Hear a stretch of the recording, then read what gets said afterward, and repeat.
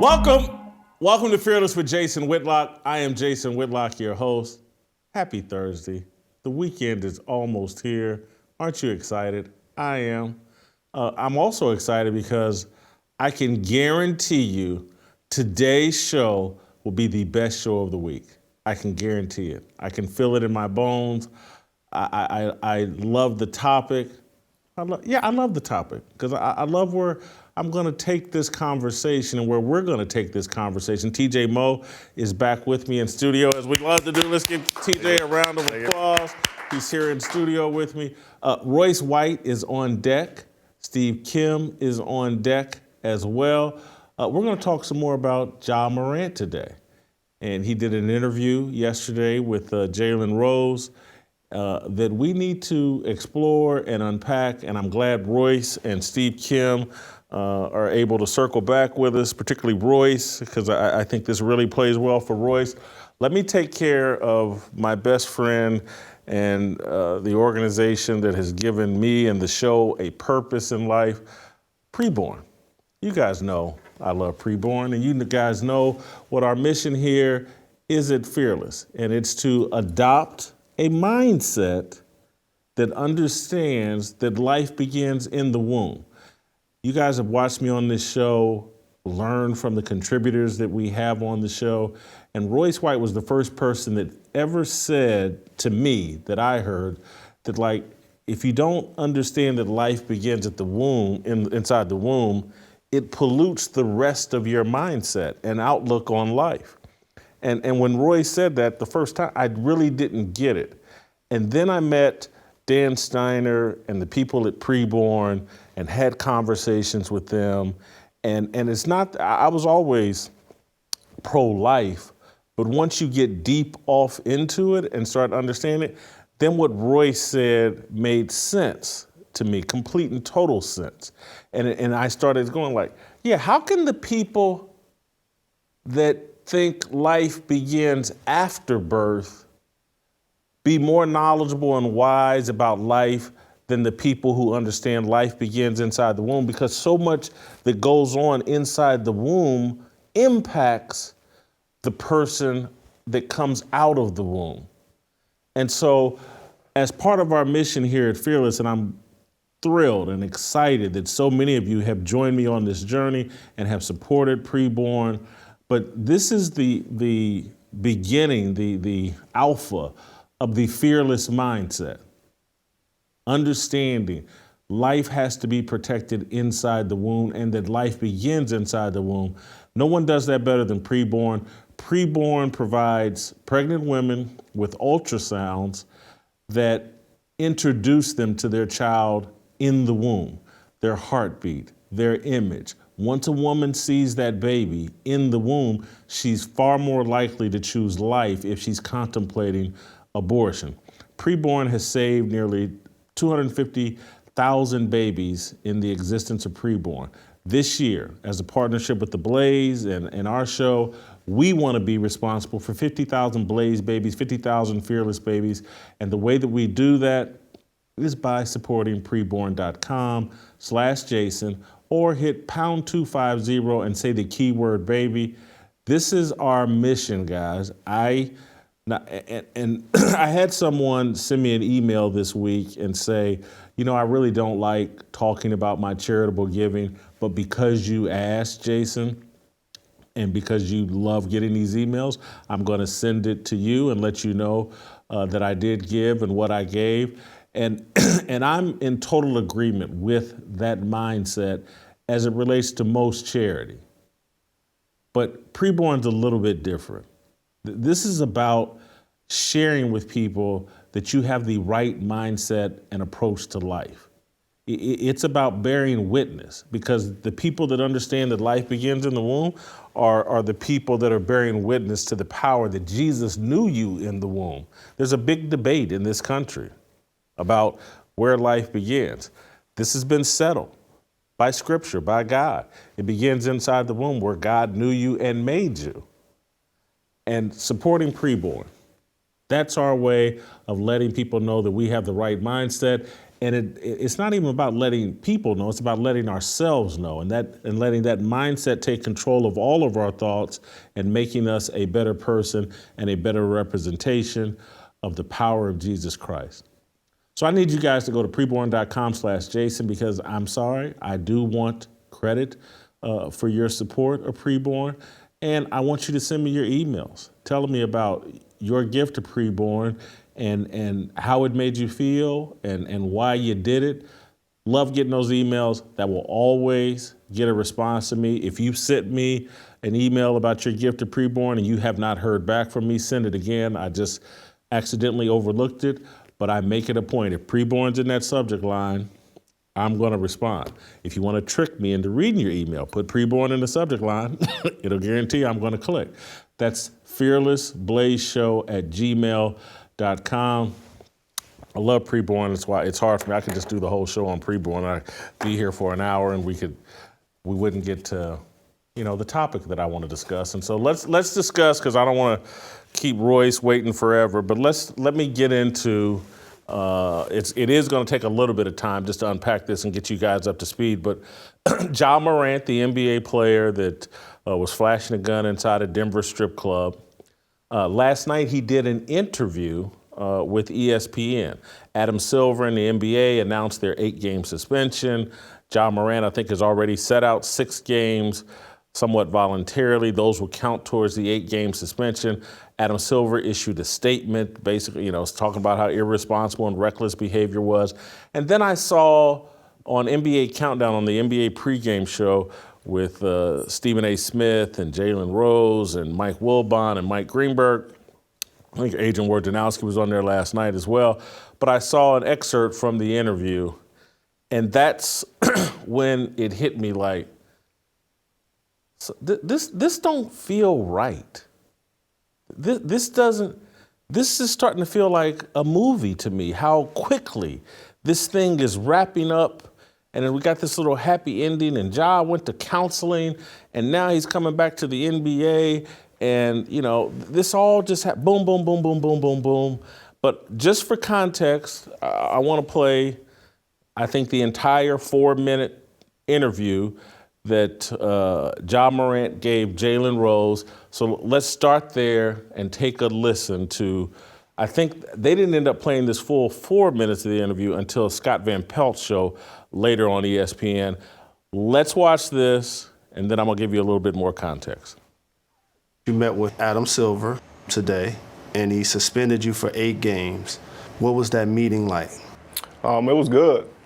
Pretty much, an open discussion. Obviously, he said things, I need to, be better at, but, more of just, showing his support towards me. And I accepted that, and, I also, sent my apologies, to everybody, the league, myself, my teammates, my family for, putting that negativity toward all of us with a, bad decision. Tough loss at Denver. You at the spot, shirt off. What were you thinking and feeling at that moment when you decided to go live? Pretty much just trying to be free, use that as an escape, which I shouldn't have. And I feel like that's the reason, I made many, bad decisions, in my past, which doesn't describe Ja as a person. I'm a totally different person, than what's been shown, in the media. For you at that moment, what were you thinking, and whose gun were you holding? I felt like, I was releasing stress, and I felt like it was healthy for me, and which it wasn't, and that caused me to do some things that, I shouldn't have. The gun wasn't mine. It's not who I am. I don't condone any type of violence, but I take, full responsibility, for my actions, and I can see the image, that I painted, over myself, with my recent mistakes. But, in the future, I'm gonna show everybody who Ja really is. There was the incident allegedly after the Pacers game, and somebody was allegedly pointing a red dot at some of their personnel. Can you shed light on what happened after that game? Majority of the things, that's happened in the past, obviously, I kind of put myself into. by even being there. The NBA investigated, everything thoroughly and, found no evidence of anything. And another incident that allegedly happened at the mall with your mom, what can you say about what happened with that situation? I got a call. I went to, make sure my mom was safe. That's my lifeline. That's who birthed me. So I went to make sure she was safe. Once I realized that, I left the scene.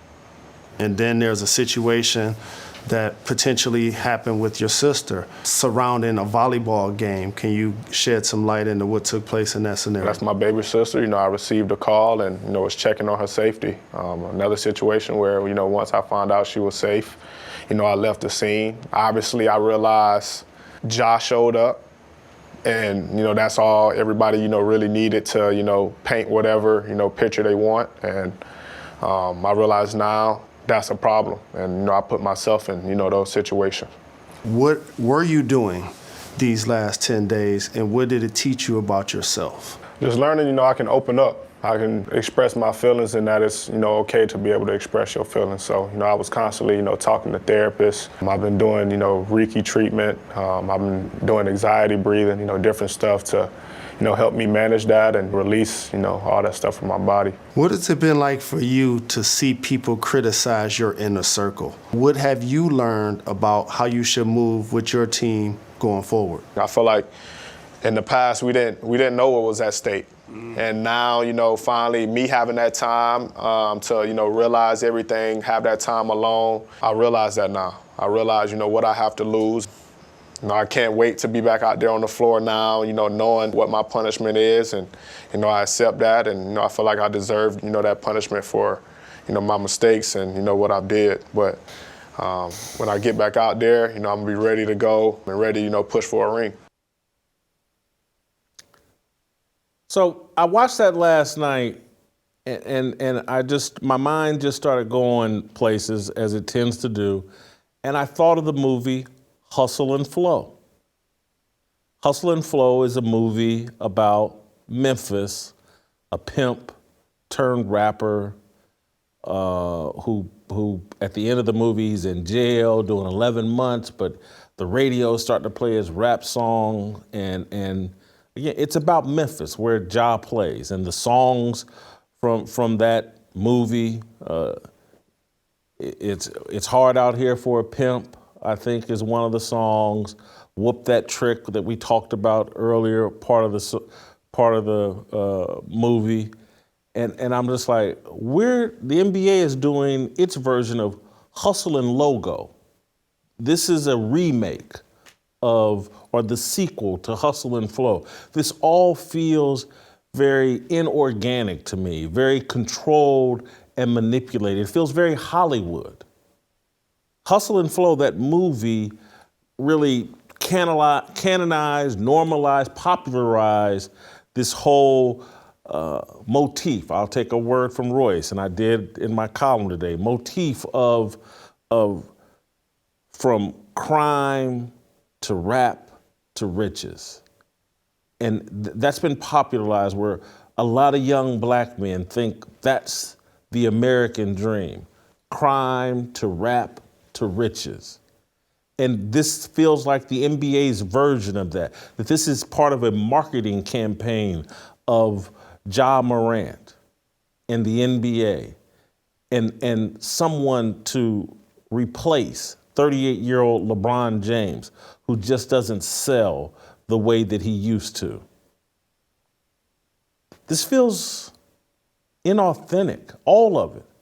The guy spent a couple of days at a counseling program getting Reiki and Tantra happy endings. I mean, I know what Reiki is. It's some kind of energy thing, hands over. This is what this man is talking. This man's carrying a gun and flashing a gun at a strip club, has all these other problems, and they ask him about counseling, and he said, well, I've done some Reiki and some anxiety breathing. And, I did this again. It was announced on Monday that he was into counseling. And it's Wednesday, and he's out of counseling and headed back to the NBA. This just doesn't feel real. This feels cinematic. This feels like hustle and logo. I want to stop there because I want to invite Royce into the conversation and TJ Moe and just get you all's reaction, Royce, starting with you, to the interview last night on ESPN with Ja Morant. What did you think? Well, let me start with this. I want to give the backdrop of today. And I'll read a quote again, and I know I've read it before, but I'm going to start here just to get us going. We'll know our disinformation program is complete when everything the American public believes is false. It's William Casey, director of the CIA, former director of the CIA, on the record. And I only bring that up to say there's a reason why the NBA has remained the focus of the American public and of the mainstream media industrial complex. It's not by accident that this story is happening. It's not by accident that any of these stories take place the way they do. And what we, the American people, fail to realize is these people are master marketers. The ability to use a mental health narrative in a situation when it's advantageous but not really service the human condition was laid 10 years ago when I was in the NBA, and myself and Adam and David Stern had these conversations. And I said that mental health would be used this way. And Adrian Wojnarowski said, oh, this young man is lost and confused. And here we are. I'm not Negro-Damus, but I'm just saying. I love Jalen Rose. I hope that's not a tangent. I love Jalen Rose. I really do. I know him personally. I think he's a good guy. But that interview was absolutely disgusting. It was disgusting in every way, and here's why. We're looking at a young man who is at the center of a CIA disinformation program that's been run on the wider spread culture of Black America for 60-odd some years. And when I hear him talk, I feel for him personally, deeply, as an athlete, as a young man who came up through that charnel house, who was conditioned in a similar way. I feel for him. I really, really do. And I'm going to continue to pray for him. But we're looking at the result of young Black men who are bankrupt spiritually, philosophically, intellectually. That's what I'm looking at. And what I'm looking at is a young man who's been put at the center of millions of eyeballs and forced to make decisions under that microscope with that philosophical, spiritual, and intellectual bankruptcy. And all he's doing in the interview is trying to get himself to the next iteration of the scam. And Jalen knows better. And if Jalen's out there somewhere and he sees this, you know better. I don't know why you would allow ESPN to march you out there, to fly you out there to wherever this young man is and conduct this sort of fluff, damage control, PR scam interview. But it's just not genuine. And Jalen, for the most part, I think is a genuine dude, one of the more genuine guys in media. But that wasn't genuine, because the real conversation we should be having right now around Ja Morant is, number one, the boy does need a gun. And I thought about this after our last conversation, and I was able to reflect a little. The boy needs a gun. The young man needs a gun.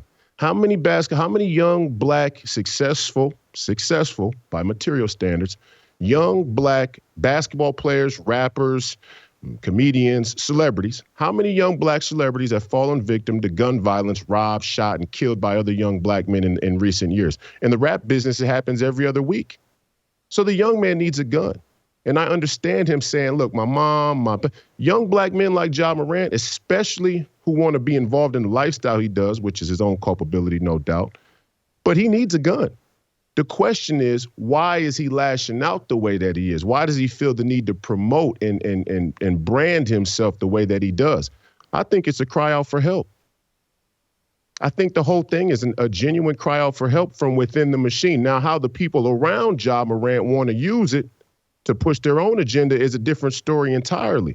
But I see a young man that is like many young Black men in this country that cry out for help, but they don't have the spiritual, philosophical, or intellectual building blocks to actually communicate what they're trying to communicate. And that's what Ja Morant really said in that interview. When you read between the lines and you understand the talk about anxiety, or a young man saying, look, I'm having all these stresses. I learned it's okay to communicate. He learned from some Judeo-Buddhist vegan cokehead shaman that communication is vulnerability. But they didn't go to God. They don't go to solve the root fundamental problems. And this is the argument that David Stern and I had, Jason. I said, this is the human condition: despair, angst. These are emergent qualities of the human condition. They cannot be solved with Judeo-Buddhism. Because what Buddhism tries to do is say that once you put your life in order with your actions, then everything will be okay. But that's not true. When you get deep enough, beyond everything you do in a day, what you eat, how you work out, your meditative, once you get through all of that, you still have to deal with despair. There's still a despair to human existence. And that's what they won't give him, because they want him to stay focused on the worldly and radical materialism. That's the whole scam being run here, and it's much, much deeper than Ja Morant, much deeper. Royce, you said something very important in terms of he doesn't know how to communicate his frustration, because as a super talented basketball player, he's never been focused, or no one has ever made him focus on his intellectual development. And so they put him on a platform and ask him to be a spokesman for this, be a role. He doesn't know how. He doesn't know how to communicate, so he's frustrated. And I do think you're right. I see it with I see it with LeBron James. This dude can barely communicate, and you know the media pretends and acts like he's some well-spoken, thoughtful. No, he's not, and he knows it. And many of them aren't, and I feel sorry for him. But you're right, because the other point, I just want to finish your point, is you're right. As an American citizen, and as someone, if you go look at the data and the stats across the country, but in Memphis in particular, his life is in jeopardy. And it's Absolutely. not the police, it's his peers. And what someone needs, not only do they need to teach this guy how to articulate and be thoughtful and well-spoken, but someone needs to teach him about gun responsibility and how to be a responsible gun owner. Because there are a lot of 23-year-olds who have been raised to deal with and handle a gun responsibly and would never think, you know, I'm going into this strip club and I'm gonna pull out a gun while I do a live stream. They just know, like, that's what idiots do. That's what people that want to go to jail do. That's what people do that want to get shot. Absolutely. Because anybody, a responsible gun owner, is like, no, when I pull this thing out, that means there's some real jeopardy, and I'm prepared to pull this trigger. But Jason, let me talk about the psychology of the whole deal. And let's use basketball as an example. You know, I coach some young high school kids, or I help coach at my former high school, my alma mater, and then my son's team is coming up. And when you talk about a behavior and what behavior can signal, what you can infer from behavior, it's not nothing. It's not that psychology doesn't give us great indicators. And I'll give you a perfect example. If I'm a young kid and I have this overly emotional response in a game, maybe I'm an angry child. Maybe I have, you know, trauma that I'm dealing with, but maybe I just want out of the game. And that's what I tell my young players all the time. When I see you throwing a tantrum, when I see you respond and get a technical and it has no real gravity or doesn't make any sense, I start to think to myself, maybe you just want it out of the game. Maybe the pressure's too much for you. And there's a lot of young players that are hyper talented, hyper skilled, that have all the world in front of them from our lens, but they are dealing with things that are really just too much for them and they want out. That's what we have seen become the norm for young black men across this country. We are dealing with a lot of different things. We are dealing with mostly Democrat policies that are hidden from our intellectual landscape and purview that come down to bear on us economically, socially, and otherwise. And we don't really quite understand it. So we feel this sense of being lost, and we can't quite identify it. So we can't get our bearings, and that'll cause resentment and frustration and anger turns to violence. But what you're saying is, when you are a young man living in a town that is full of crime, full of this black-on-black violence, when you go to a strip club and you leave the entire club filled with money, you want out. You're putting yourself in the line of fire. I mean, it's like walking up to the edge and you see the cliff and you know, we all know that sensation. Part of you says to jump. That's the temptation of the devil. Well, you're on a self-destructive path anyway. You're in a self-destructive environment. You might as well expedite it. You might as well hasten it. And that's what Ja Morant is doing. And I feel bad for him, because the other truth that the Jalen Roses won't come out and say in the interview is that the entire anti-Jewish elite establishment has built a business on him being self-destructive. And we all know it. Everybody's scared to say it. They don't want to say. Jalen don't want to say it. My boy, Kendrick Perkins, is sellout. He don't want to say it. None of them want to say it. We've built a business, a very lucrative business, both financially and as a distraction from the war in Ukraine, on young black men being self-destructive. And we all like to sit back and watch. That was the world star phenomenon. A world star. We all like to see young black men self-destruct. And we built a very sophisticated system on top of that. And with that being said, a lot of young black men have right to be angry. But they don't know who they should be angry with. They end up being angry with each other, and I feel bad for us. TJ, I want you to jump in here, but I want to buttress one more point that Royce just said in terms of way he's holding up these Democratic policies, and it made me think about, and put Royce back on screen because I do want his brief reaction either facially, but I do want TJ to jump in here. When you can't read and you're reliant on what you're told, that's how you become a puppet. That's why I sound crazy and Royce sounds crazy to some black people and to some black athletes. You can't read. I don't have to rely on what somebody told me. I don't have to go to Twitter and go, oh, that's what this popular person on Twitter said. I can read and discern for myself. I don't need the Clintons. I don't need Obama. I don't need Biden. I don't need Donald Trump to tell me anything, because I can read and discern for myself. And I look at a lot of these young athletes, and I look at LeBron always on page one of every book that he ever pretends to read, and he's helpless. And so all he can do is what he's told to do. And they're puppets.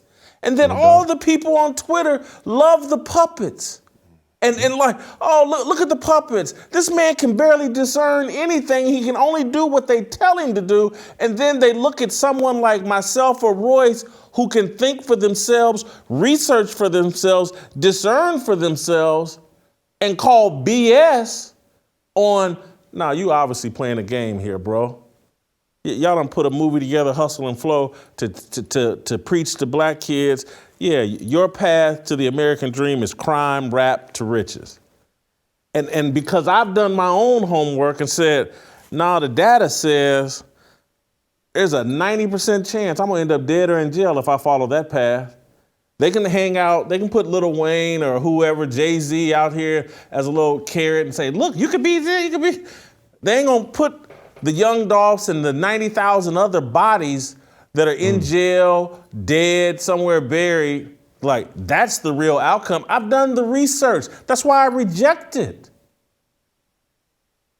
So, TJ, if your thoughts to Ja's reaction or his interview? Well, I'm not a fan of Jalen Rose. I don't know him, but I'm not a fan. I think he's a complete idiot. And so they gave him a list of 5 questions, said, read these verbatim, please. Don't ask any follow-up questions. Don't make him expand. Don't do anything. Ask him about the laser. Ask him about the time with his mom. Ask him the time with his sister. Ask him about the counseling. And then you're done. Get up, walk away. We can all say we did our job.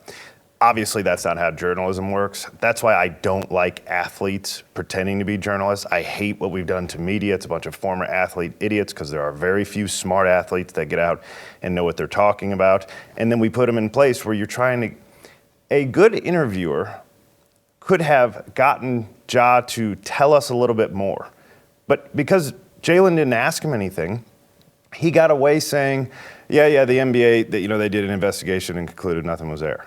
Well, how about a follow-up question? Like, you didn't tell me you didn't do it, so. The main follow-up question I wanted to know, like, man, you in the strip club, because Jalen just said, I've been to Shotgun Willie's, and so have I. And I'm like, you in Shotgun Willie's, and you pulling out a gun, were you drunk? That's a legitimate question. Absolutely. They serve alcohol. Were you high? I know a lot of the NBA players love weed. Were you high, bro? He looked high. Yeah. I thought he was. Yeah. Those are just simple follow-up questions. And so I actually think it's Jalen's fault that we don't know more. And it's, Jalen's not smart enough, but whoever gave him the questions, I would like to know more, right? As somebody who's been to counseling for several years, just to get my life together and figure out who I am, what I'm doing, a Christian counselor, you don't go to counseling for a day or two and then everything's all fixed up. Is there an extended program? They met with you. Did you your counseling involve Ricky? No, sure did not. Did not. But it's like we act. Here's where I agree with Royce a lot. And as somebody who broke the rules at Missouri having a gun, I had a gun when I was at Mizzou. And I had it sitting in my nightstand against the football rules, and I said, I'll take my chances because I know what I'm doing with a gun. And if somebody ever comes into my house and I need it, then I'll have to explain that to Coach Pinkel why there's a dead guy laying on my floor because he broke into my house, and he had a gun too. And so I rolled the dice on that. I think I followed the law. I was 21 years old. That's what you had to have your concealed carry at Mizzou. But I had it when I was on the football team, and a bunch of other guys did too. And we try to act like, oh, this is a gun culture, and along with that, because we only hold mostly athletes to this standard. That's a gun culture. What are you doing with the gun? Why was there a gun in your front seat? Why wouldn't there be a gun in your front seat? Probably shouldn't just be sitting there, but it should be on you, and you should have taken a concealed carry class to get it, and you should go practice with that gun. So if there's ever a moment that arises, you can properly protect yourself because you're equipped to do this, not only with your mind, because you know the law, but also because you put yourself in position, having practice. I don't like what we've done to athletes there. The gun actually the only reason I'm upset about the gun is because of how he did it and why he was doing it. He was trying to flash it as though he's a gangbanger, right? I wanted that gun on his hip. One, probably shouldn't be at the strip club, right? But just in general, if you're walking around and I see you with the gun on your hip, I am thinking to myself, everybody around you is now safer. Because if you're hiding it and you're not trying to show it to everyone, that means you know what you're doing with that gun. The second you pull out, that means you're probably the guy who's instigating whatever's about to happen next. Go ahead, Royce. I know you're itching to get jumped back in. Well, I mean, to piggyback off of TJ's point, they're doing they have done to Jalen exactly what they are doing to Ja Morant and many others. And it's the same thing. Look, we would like to believe that Jalen is some symbol of intellectual, spiritual, and philosophical maturity because he's much older. He's been in the league before, and he's been put in this position to commentate on sports. And ESPN, they see this is one of those sneaky moves you gotta pay attention to. ESPN would like to blend sports and politics and culture only when it's advantageous to them. Only when they have to answer a public outcry or something in the headlines, or when they're pushing LGBTQ woke politics. They don't want to address their role. I mean, let's think about it. I mean, this may be a tangent, but Jason, you tell me what you think. Let's think about an NBA business trying to come down on Ja Morant's decision-making around alcohol when their entire in-stadium business model is based around selling alcohol to NBA fans who are jerk-offs. I mean, let's get right down to it. The NBA business, pro sports, is built on debauchery. Now, they build it on top of the substantive skill and sacrifice and beauty of a game, a very good game, a brilliant game, one that I love and that I played very well, by the way. And I understand the beauty of the game from the athlete side and the game itself. But what they've built on top of it is the synagogue of Satan. Now, some people won't like me saying that, but this is what Jesus came back to preach against. And yes, culture does affect the individual. I hate all of our 501c3 Christians out there who go, oh, well, it's not their fault. Don't blame them, blame the individual. No, the culture has an impact on the individual. And if it didn't, Jesus wouldn't have came back and said, all of you guys are blasphemers. He did that because the blasphemers had tried to create what you would call a monopoly on the Godhead. They were in the temple and saying, in order to access God, you got to come through us. And in order to come through us, you got to pay. You got to pay the toll, right? And Jesus said, no. You guys are running a scam here.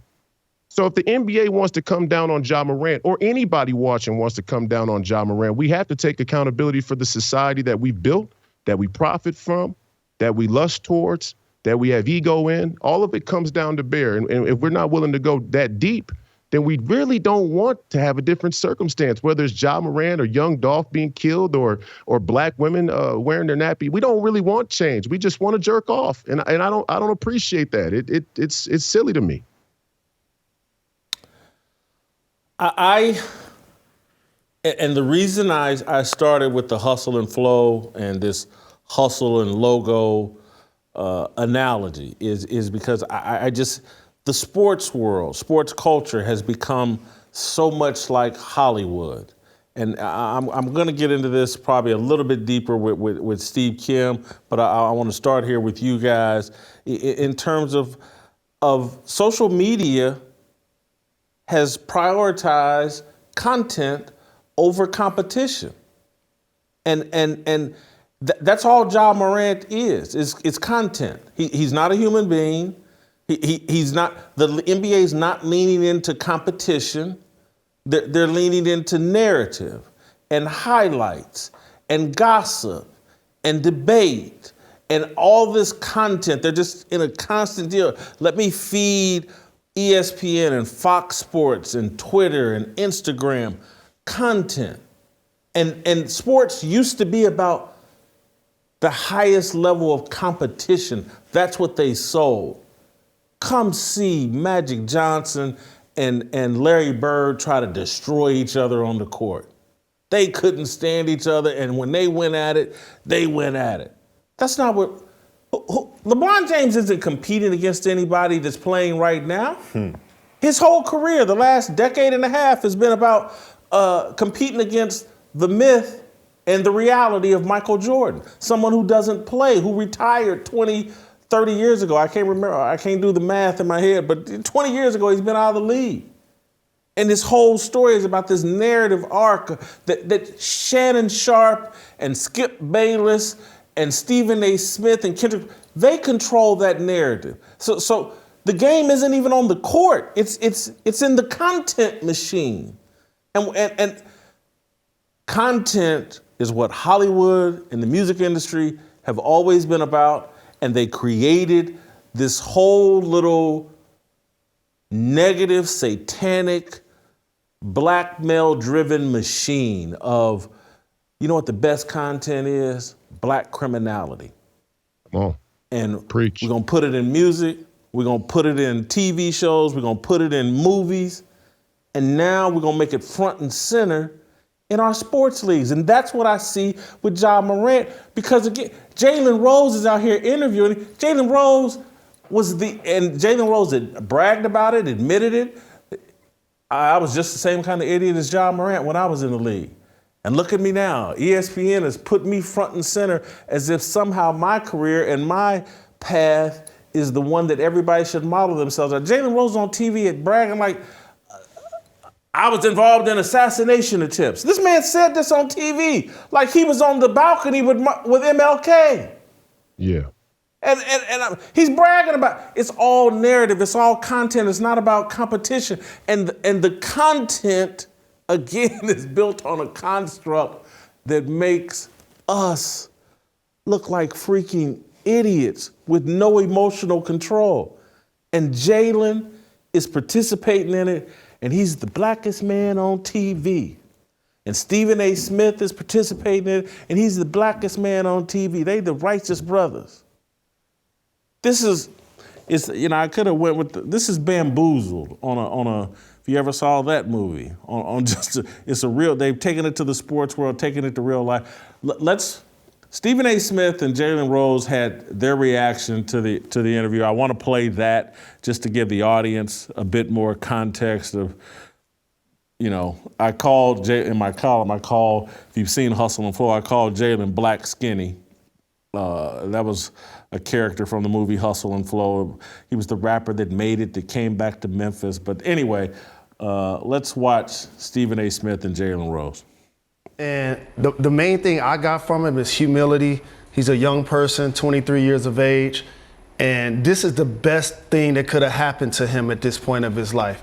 All of us have been put in positions to where we need to seek help, but may not do it. He actually did it.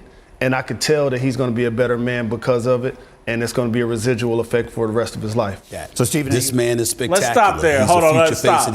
I don't need to hear it. I don't need to hear Stephen A. Smith. I don't need to hear it. This man just said, this is the best thing that happened to him, and based off that interview, he can tell, his whole life has changed around, and he's going to be a success now. What is Jalen doing? Oh, he's shilling. He's shilling for the security state. You know, he's shilling for the CIA. He doesn't even know it. He's the useful idiot. And I don't say that to be degrading. I really don't. Because like I said, I do know Jalen, and I like Jalen. I think he's trying to do it, but you know, you can't do deals with the devil. And to go back to your last point, and I think it's a very important point to drive home. Capitalism is an economic system based on competition. And competition, when genuine and fair, is one of the greatest mechanisms in society. And we're not talking about crony capitalism. I think a lot of people get the two confused. There's capitalism and then there's crony capitalism. But on the flip side of capitalism, in the anti-capitalist movement, in the Marxist, neoliberal, globalist, anti-God, anti-human movement, you have communism. And what communism would like to do, which most of these guys wouldn't even understand or have any reference to, what communism would like to do is socialize sin. They think that you want to socialize resources. They think that communism aims to socialize the distribution of wealth and resources. No, they want to socialize sin.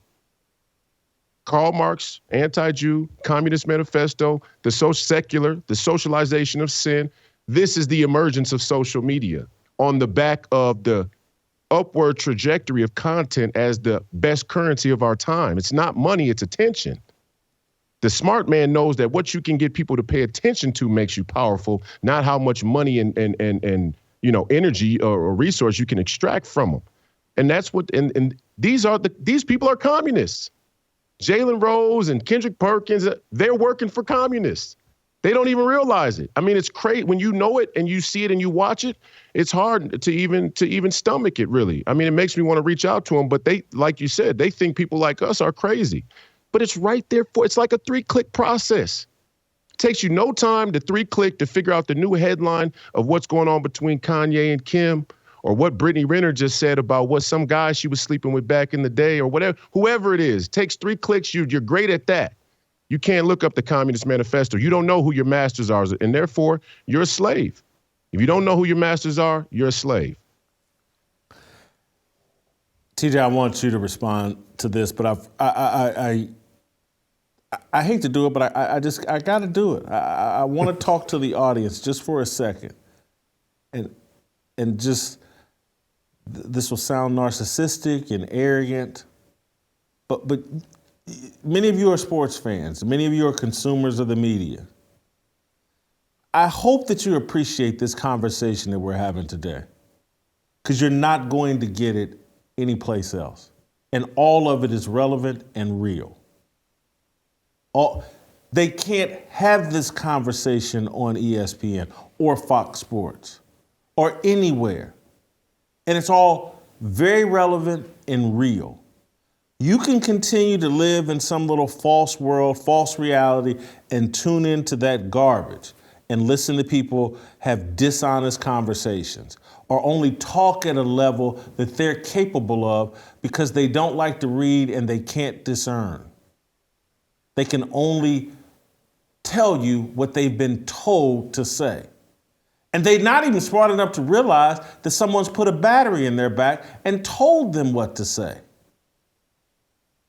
They think that last tweet they saw or what their agent told them from CAA or wherever told them to say, they think that, oh, that's brilliant.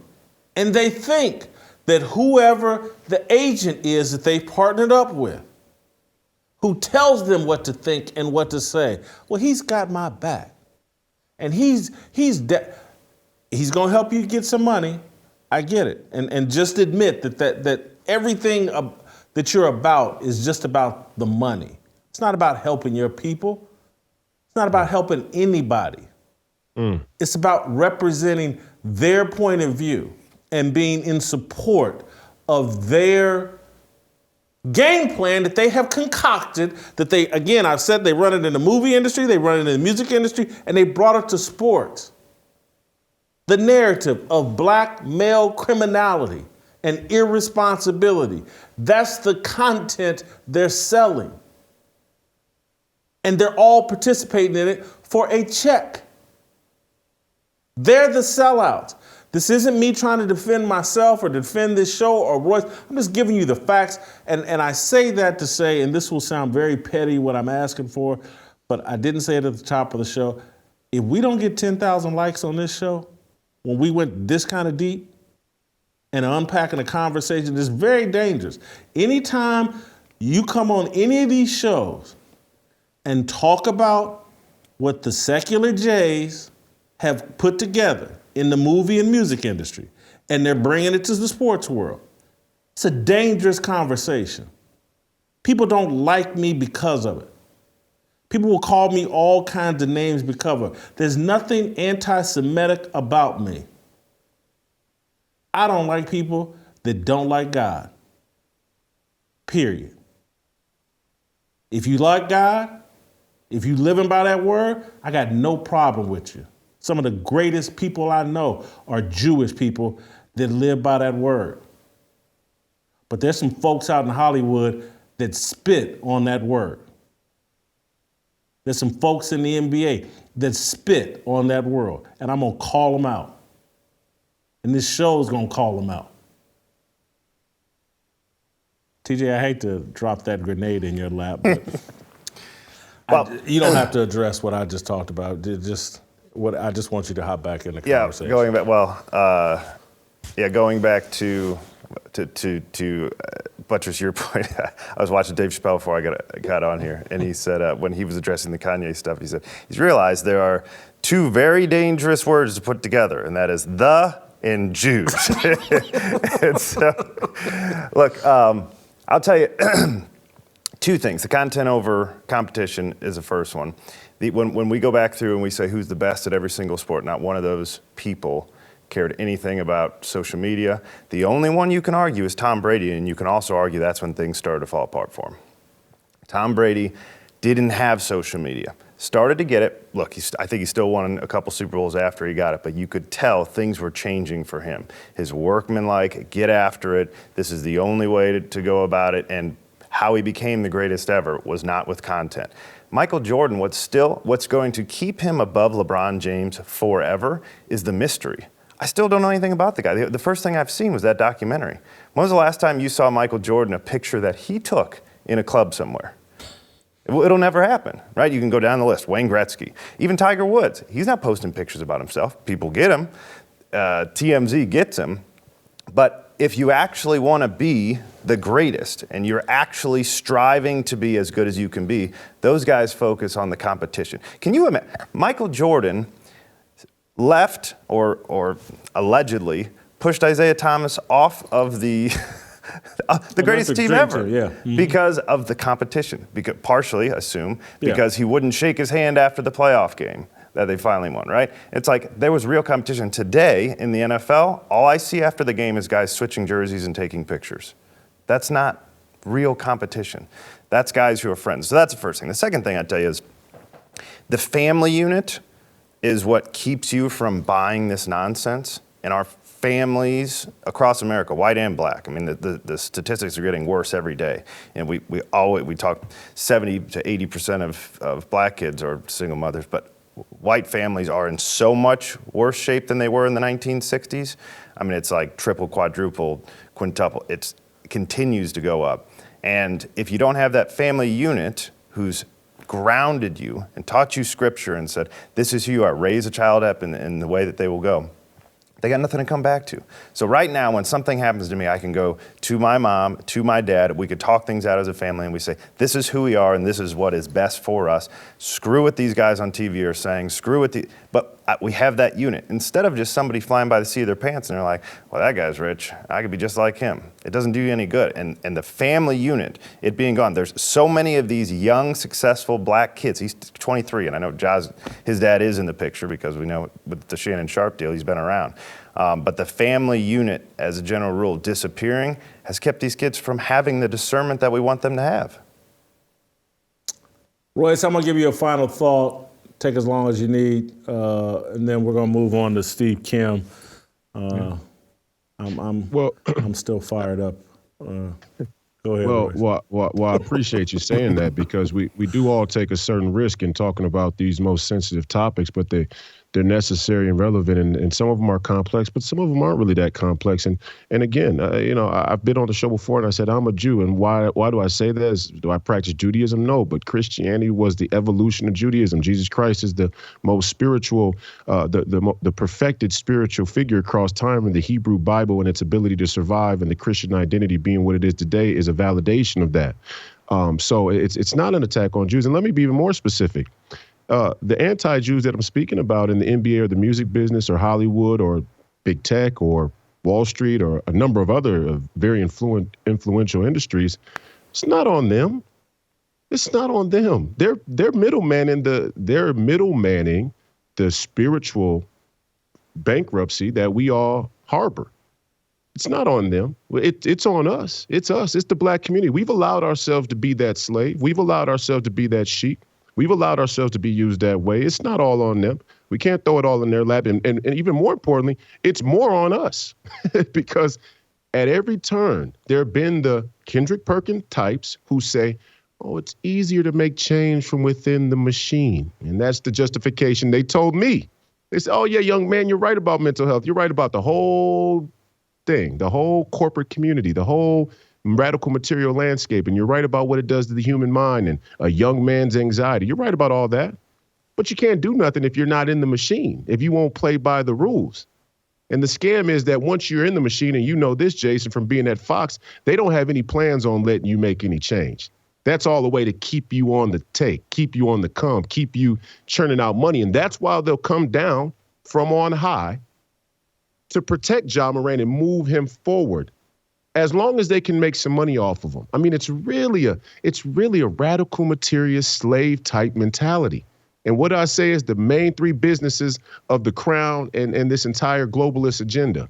And it's the crown too. What I say, the three main businesses are slavery, piracy, and drugs. And in the Ja Morant story, we see all three. So when I take you from the global down to the local, don't go, oh, it ain't that deep. No, it is that deep. You're not that deep, probably. But the shit that they're doing is definitely that deep. It runs deep. Intergenerational spiritual warfare, it runs deep. This is the sacrificing of children. It's not casual. This is why preborn is important. This is deep. Spiritual warfare, it is that deep. It's not simple. And these stories, look, is sports the most important thing in the world? No, God is. But there's a reason why they put sports front and center. And the drive towards content, the drive towards radical materialism, propping it up on social media that you can't put down, the addiction of it, it's all tied in together. We got to fight these people at all costs. Thank you, Royce. Great job as always. Listen, this segment, beyond the likes, beyond giving me the 5-star review on Apple, it's why you got to come join us here in Nashville on April 14th and 15th, really. We're trying to raise up some real men that want to get in this fight in a real way, that want to leave that little fake bubble world that they've built and constructed and want to deal with the reality of what we're dealing with. We're in a battle of good versus evil. There is a move against Christianity and Christ. It's not a move against me. It has nothing. I used to say this all the time when Trump was in office. Trump keeps putting himself on the cross, and he's got to humble himself, and all of us have to humble ourselves. Anybody that's under attack, that stands on anything biblical, they're not out to get you. They're out to get God up out of the way. And so we're trying to gather up some men here in Nashville that want to bear witness and want to live in reality and want to do the things necessary to take this culture back from this satanic grip that it's underneath. You got drag queens coming to talk to kids in schools, promoting transgenderism and the mutilation of young kids and keeping secrets from parents. We just can't sit on the sidelines and think it's just going to go away. And that's why I want you here in Nashville with us on April 14th and 15th. I need you to go to fearlessarmyrollcall.com. Still tickets available. We want you here with us. Steve Kim, we're going to talk some more about this, unpack a bit more of the sports angle of this next.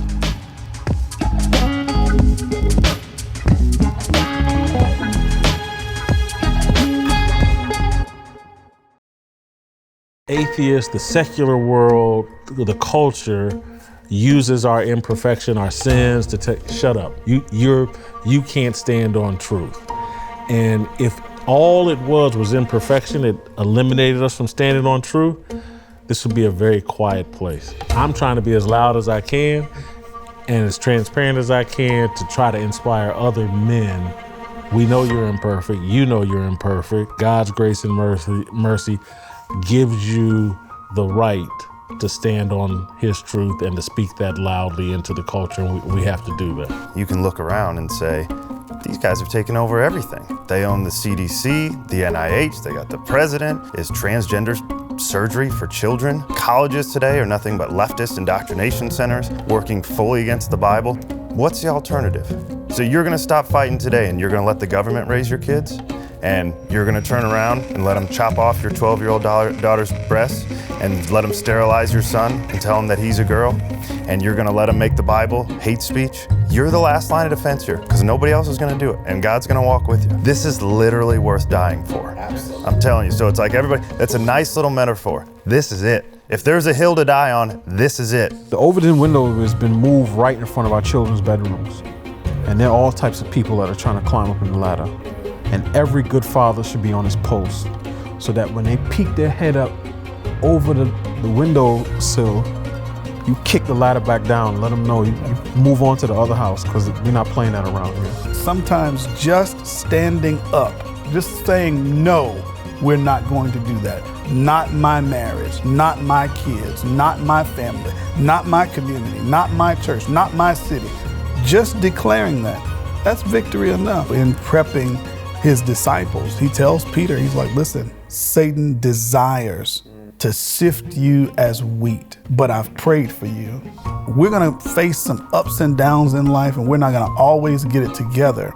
But if we stay on the path, if we stay chasing after, running after Jesus, running after his way, he's even praying for us. Now, I like it when you pray for me, Jason and TJ. I appreciate that, but to have Jesus pray for me, that makes me feel pretty good. When you make it through this sifting process, go back and strengthen your brothers. So we all have a responsibility as men. Once he's delivered me through this, I have a responsibility to go back and bring some other folk out.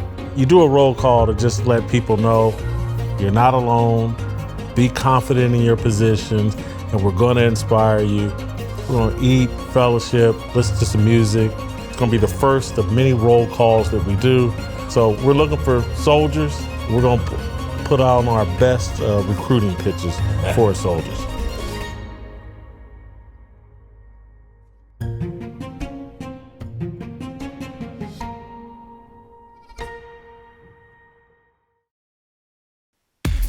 모두 다 빨리 박수 쳐 기다리지 말고 서둘러 Reason that I'm back is to feed you raps and I see that you are 배불러 So fly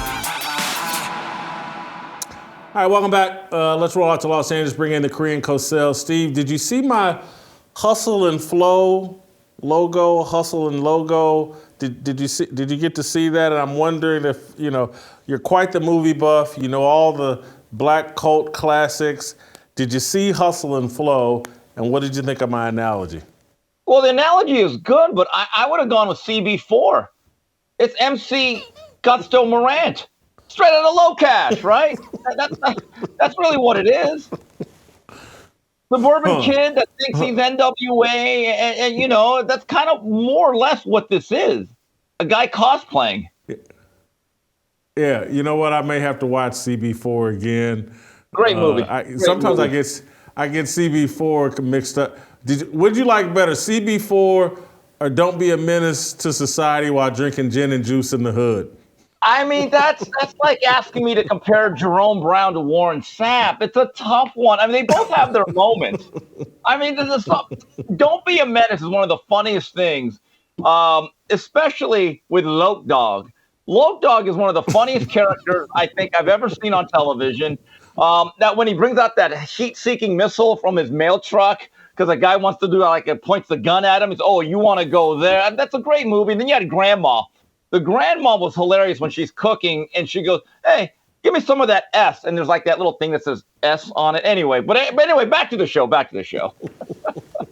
Yeah, back to the show. So, Steve, I think I didn't reference this off top, but the other day Patrick Beverley came out with a statement basically saying it's the music, it's the culture that's leading some of these young athletes astray, and then boom, within hours, the NBA's wrapping this whole thing up. Like, we're not talking about that.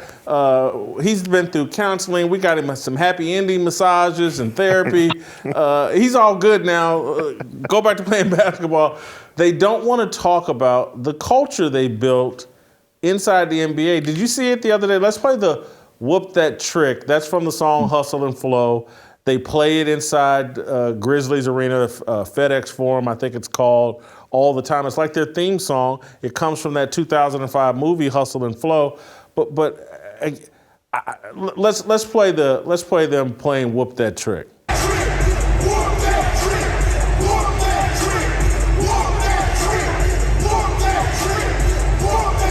The entire crowd. Now those are Golden State Warriors players, but they're playing in Memphis. The entire crowd's all into this. Whoop That Trick is about beating up a prostitute. That's what the song's about. And that's, again, like, Ja Morant exists in that culture. Patrick Beverley is talking about, like, man, have we gone too far with the music and all that? Anyway, that's a long way of asking. I don't know if the dots even connect. What did you think of Ja Morant's interview last night with Jalen Rose? Okay, look, I didn't expect Jalen Rose to be Barbara Walters, and God rest her soul, or Bryant Gumbel. But just watching that, and again, I don't know if you watched Saturday Night Live when it was still funny about 25, 30 years ago. Remember that one skit called The Chris Farley Show? Where Chris Farley would interview these celebrities, and he'd always be starstruck. So every interview, like, hey, do you remember when, like, you pointed that gun on Instagram? And Ja Morant goes, yeah, that was awesome. Wow. That's what it was. Seriously, go on YouTube and put in Chris Farley Show. Every interview is like, hey, man, when you pointed that laser at that other team's bus, oh, that was pretty cool, man. I mean, I'm just like, okay. There was no pushback. And I don't understand. I do understand it, but I do want to ask this question. Why wasn't Stephen A. Smith, who theoretically is a trained journalist who has done some pretty good interviews, that would be willing to push back, why was he not given that assignment instead of Jalen Rose, who's trying to act like the counselor of the big brother? Look, I've been in crack houses. I've done all this stuff. In other words, he's trying to retroactively raise his street cred, which is always important, right? I did not understand it, but that was just one, not a softball, but a slow pitch softball lobbed at Ja Morant, one after another. Stephen A. Smith couldn't get the interview. Jalen Rose's job is to get that interview. That's why they hired him. That's why they hire in broadcasting across the board. All the athletes that have criminal rap sheets are at the highest level of priority. If you've done stupid things during your career, that's what makes you appealing as it relates to the black athletes. The white athletes need to have crystal clear past. But as it relates to the black athletes, then Jason, they got to have problems. What? Deshaun Watson will be the hottest commodity on the free agent market when it comes time to start his broadcasting career. You know what? He'll be the hottest market. Jalen Rose sat on TV and no one said a word. He basically said, hey, I was on the balcony when MLK got shot. I mean, the guy said, I've been involved in assassination attempts. And I was like, really? Hey, which side? Well, you know what? I'm going to raise you. You give me a Deshaun Watson on the table. I'm going to raise you an O.J. Simpson. Let's bring him back. Could you imagine him interviewing all these guys? Well, you pointed a gun at a team bus, one of your allegedly, and then you're in a strip club with all the chicken wings and $1 allegedly. That would be hilarious. Now, I would watch that because it's always refreshing. Always brings a smile to my face when I see old Orenthal James pontificate about societal and legal issues on Twitter. I cannot believe that app is still free, basically, but not really. It's not free. I pay $11 a month for that. Yeah, Let me move us to a more sports-related conversation associated with this. And I talked about it with Royce about the prioritization of content more than competition, and that these sports leagues now aren't about the game on the field and the promotion of the competition. It's about what content they can provide. And I saw an interview with Damian Lillard with JJ Redick, where I thought Dame was really getting at this point from a different angle about how sports have changed. Let's watch this clip of Dame Lillard, and then I want your reaction. The NBA I play in now is not the NBA that I came into, and I expect it to evolve. Everything is constantly changing, but like I feel like I play for the love of the game. Like I want the competition. I want to know what it feels like to win. I want to see my teammates do well. I want to see my teammates get paid. You know, like I enjoy the bonding part of it. Like we spend more time with each other than anybody. But now it's like that don't count. Regular season don't count. Get a ring. You know what I'm saying? Like this guy's the MVP. This guy did this. He the first. It's like, bro, what is this stuff? Like, what is this? You know what I'm saying? Like, I think he nails it there, that it's like they turned the game into about the conversation, not about the competition. That's what's ruining sports. You know, him and Pat Beverly are having an off-code off. I mean, geez, they're going to get a lot of heat. But I saw that clip a day or two ago, and I retweeted it with the comment, "It's too late. The genie's already out of the bottle." And someone mentioned to me, well, he's part of the problem since he does the load management. But again, I don't know if that's his call, but I really respect the fact he's able to at least be very honest about this. And Lillard's a little bit different. He's actually resisted the opportunities or the having the leverage to say, I need out of Portland, I need to get a ring. He kind of considers himself a Portland trailblazer. And much like a guy that I'm sure you really respect, Reggie Miller. Reggie Miller once said, I can't do what these other guys did. I'm a Pacer. I'm going to live or die a Pacer. If I win a championship here, great. But to cherry pick a ring and to go to a super team, it's something that I would never do. And in my view, I really absolutely admire that. And I'm glad there's a player in Damian Lillard at his quality, because he is a Hall of Fame player that says, you know what, I want to play for more pure reasons. And again, it's not just about the money. I think there are guys that actually love the profession. They love the craft. They love the game of basketball. But I'm afraid to say I think Dame is really in the minority when it comes to his thought process and philosophy. TJ, I can't. We've talked about so much. Have you commented on the competition versus content? Yeah, just as it relates to all-time greats. But I agree with him. The point I loved most about what he said is most of these guys in the league, they'll never be in contention for MVP. There's just a couple. And one team wins the championship. And so the rest of you, what are you doing? How do you not take pride in going out there and playing every single game? You may be the third guy off the bench. You may be a starter. But I don't ever remember. It killed me to miss games, even when I was 10 years old. I never remember thinking, I'll just sit one out. That'll be fine. It's like that, and that's because the competitor in you doesn't allow you to do it. We've trained the competitive spirit out of these people. You know, we had these expectations for Michael Jordan, who may be the most competitive person ever. Tom Brady, Larry Bird, Magic Johnson, they were so competitive, and we have trained it out of them and said it's actually better for you to sit and have this load management, and we'll just make sure that these aren't nationally televised games, and you'll sit during those games, and we've trained them to say, I know you are competitive, but trust us, this is the best for you. I think what's happened actually is the competition used to be the reward. Now it's just strictly money is the reward.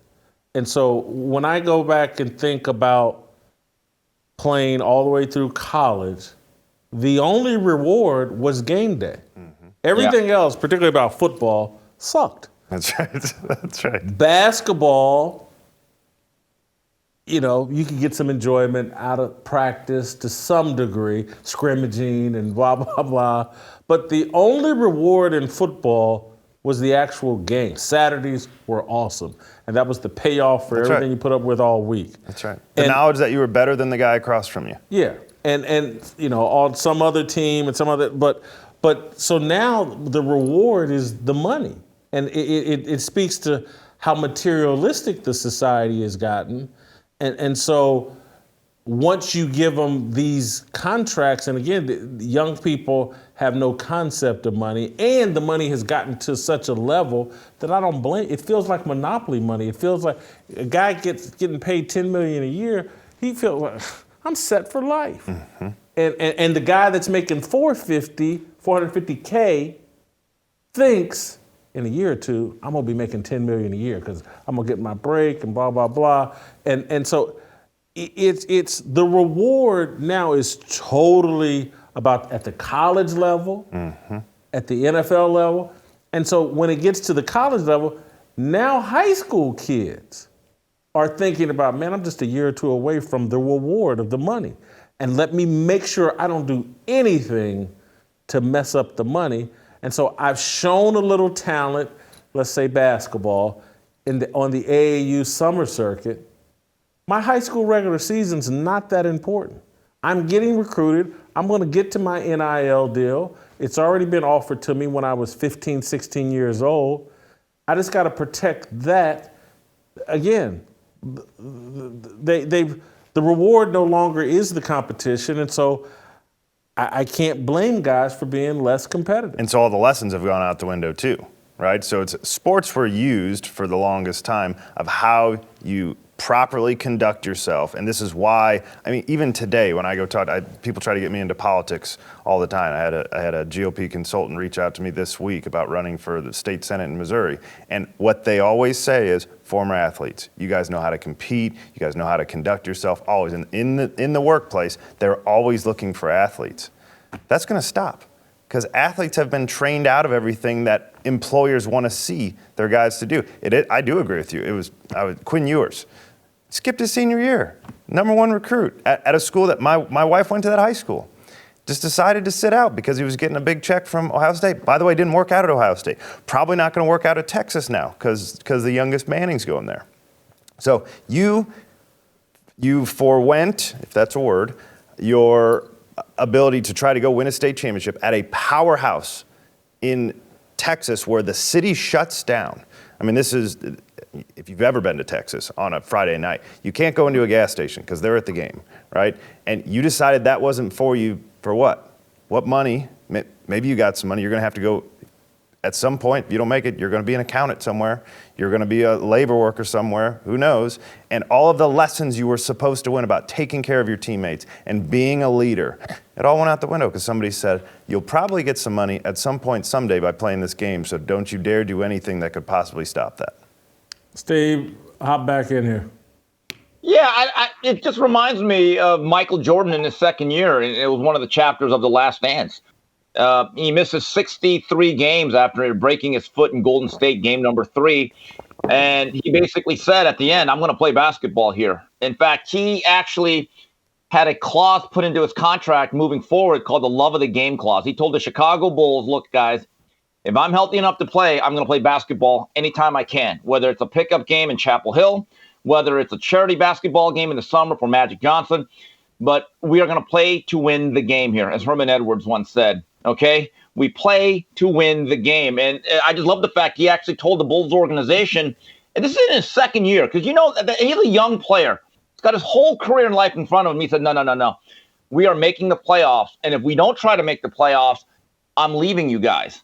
Let's make that clear. We are setting the tone. I don't see that anymore. I truly believe this.